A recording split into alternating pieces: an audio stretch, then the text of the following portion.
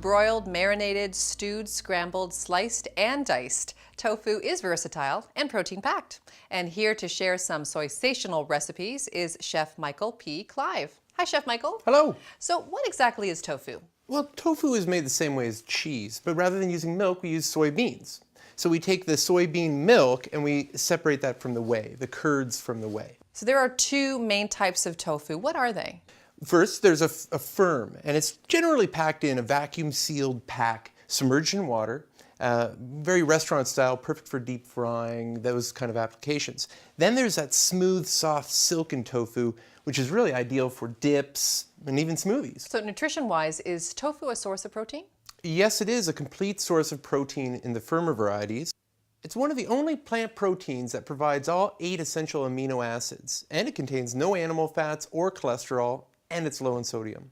So it's a good heart-healthy alternative for non-vegetarians. It's dairy-free and easy to digest, and a good source of iron and calcium. Great. So how do you store it? Well, you store the firm varieties submerged in water in a plastic container.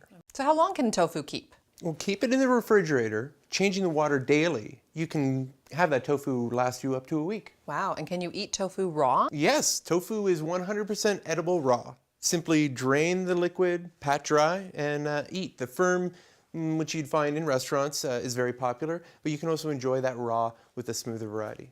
Can you freeze tofu and defrost it? Though the texture may change slightly, yes, you may freeze it and it'll keep up to 5 months. Okay. Now, on its own, tofu can be a little bit bland, but it does have the ability to absorb the flavors of the ingredients it's being cooked in. How does that work? I affectionately refer to tofu as a flavor sponge, the way it so easily takes on the flavors of the dish I'm preparing. In fact, you can purchase pre-cubed, pre-marinated tofu. And today we're going to be preparing some of that. So today you're going to be showing us some easy stir-fry recipes. What are we preparing? Today we're going to prepare a wonderful teriyaki tofu stir-fry. Easy as 1, 2, 3. First we're going to add a half a cup of water and veggies. Then we're going to add our cubed tofu and teriyaki sauce. And then we're going to stir-fry for 3 minutes and serve. Wow, I see you serving this with rice. What else can you serve this with? Well, you could also serve it with rice vermicelli or even pasta. Well, that looks delicious. So what else do you have for us? Well, we have this beautiful moist chocolate cake featuring some of that silken smooth tofu incorporated into that batter. All you have to do is grease one 9-inch pan, preheat an oven to 350 degrees Fahrenheit, puree tofu with a hand mixer, mix in water, slowly add the cake mix to the tofu while mixing thoroughly. Pour the cake mixture into the greased pan. Bake for 30 to 35 minutes or until a toothpick comes out clean when inserted into the cake. Cool cake in the pan, slice and serve.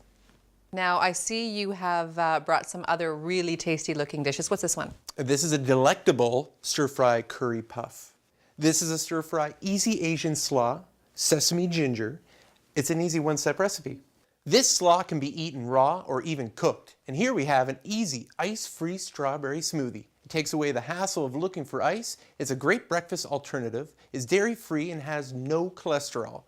Use the soft, plain tofu for a less sweet option. Wow, so anyone can become a gourmet chef in 3 easy steps. That's great. Well, thank you for coming in today, Chef Michael. Well, thank you. To find out more about easy to prepare stir-fry and tofu recipes, go to betterlivingtv.ca.